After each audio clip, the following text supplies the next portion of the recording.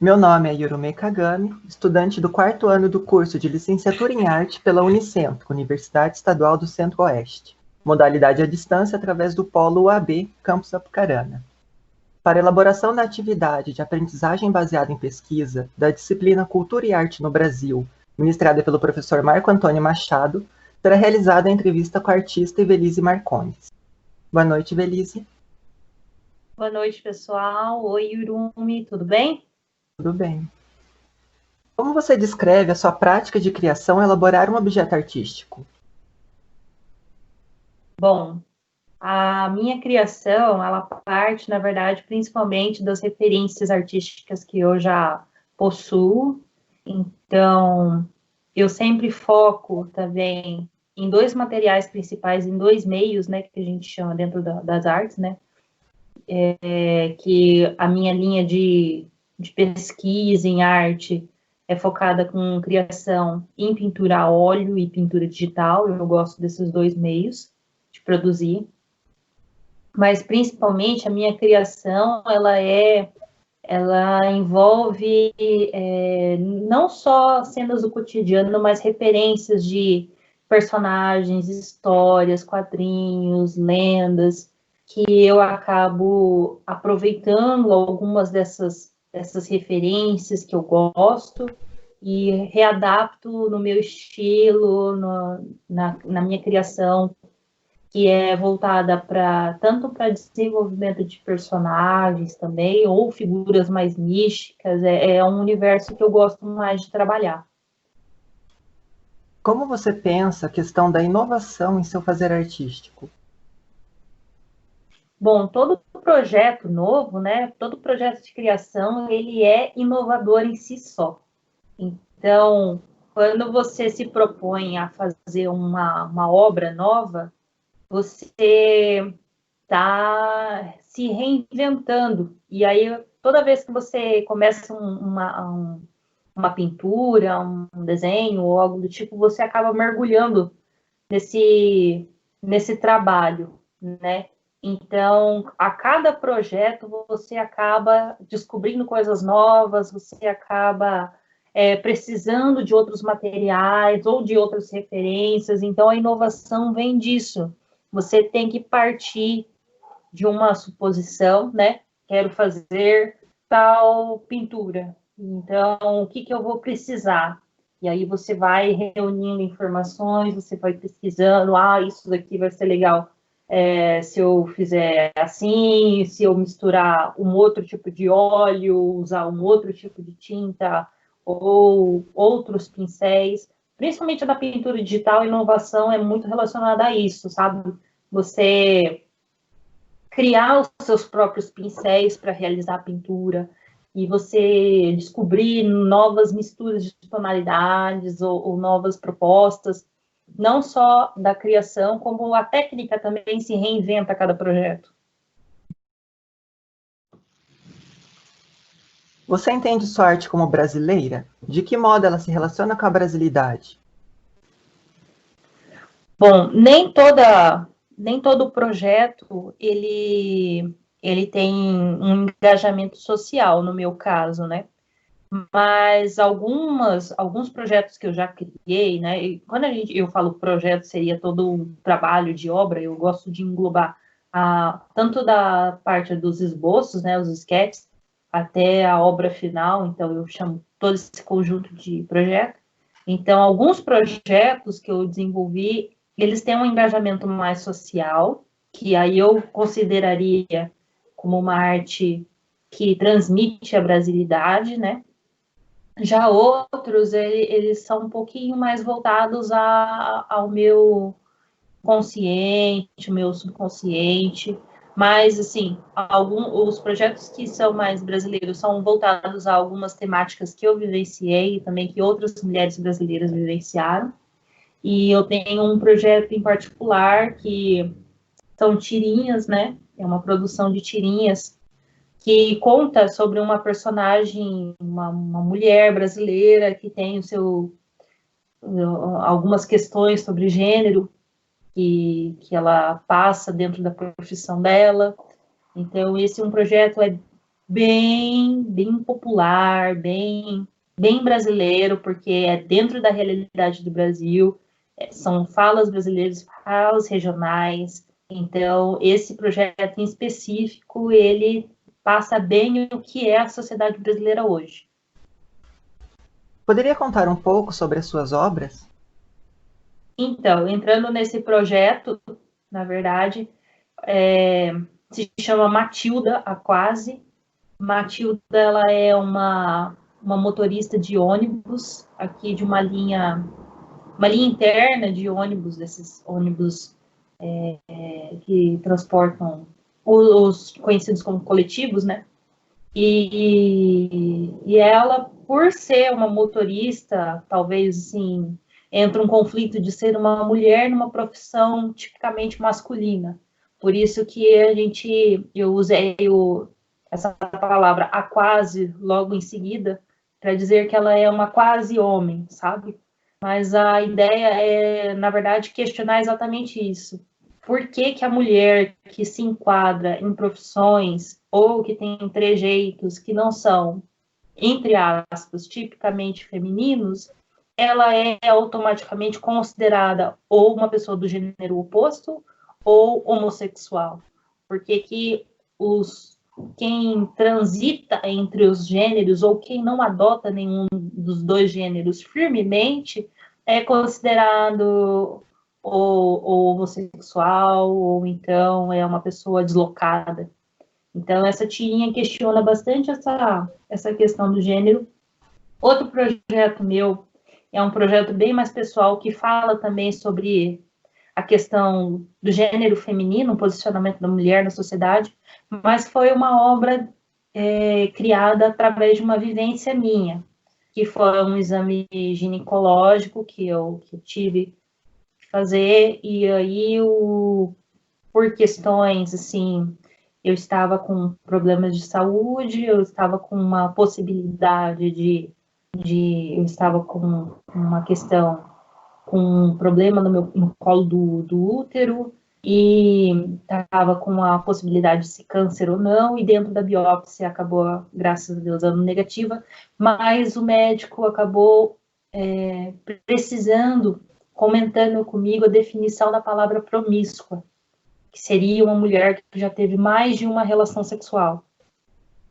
E aquilo me afetou emocionalmente muito, de uma maneira assim, tão drástica, que em vez de eu ter encarar a situação de uma forma positiva, eu encarei justamente o contrário, de uma forma muito negativa. Eu me senti mal com aquele comentário, de que não era o momento, não era a hora e não era o modo de ser falado daquela forma. Então, por isso eu criei uma obra que é a representação da mulher nua de uma maneira vista como um objeto, né? Esse projeto é uma pintura feita em acrílico sobre papel. Ela foi exposta durante a graduação e é um trabalho que questiona também como o nu é visto dentro da arte, porque muitas vezes a gente representa a mulher nua como uma deusa, uma musa, e ela sempre feliz, e ela sempre pousando sensualmente ou seduzindo o espectador de alguma forma numa pose elegante, e essa pintura que eu realizei é justamente o contrário. É uma pose incômoda.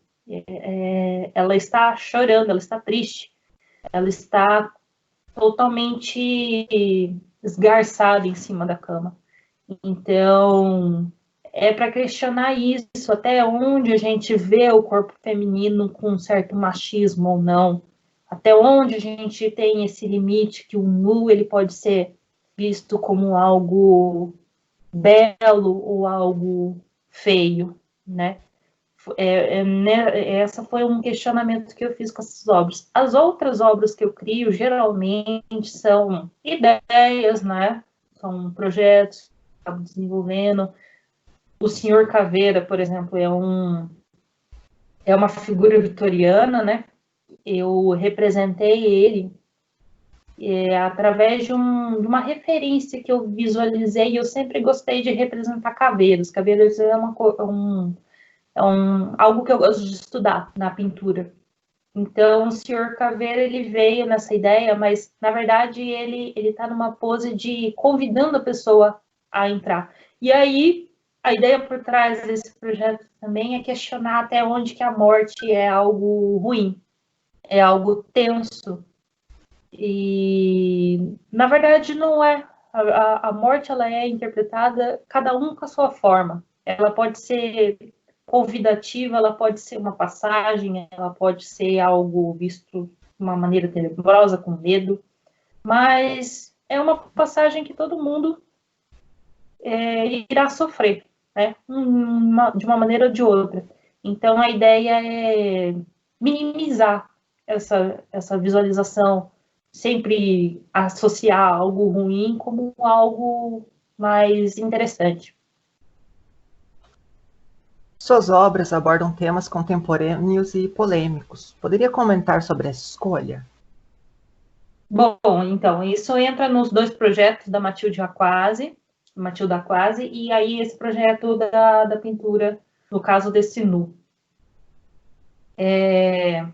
A questão polêmica é que acontece, eu acredito que acontece com a maioria dos artistas, é que chega um certo momento que a arte, ela está aí, e volta e meia ela é feita para você mesmo, mas também para você expressar alguma coisa. Então, como artista, às vezes você cria uma obra para você, pensando em tirar uma atenção tua, uma atenção pessoal, que foi o caso da mulher.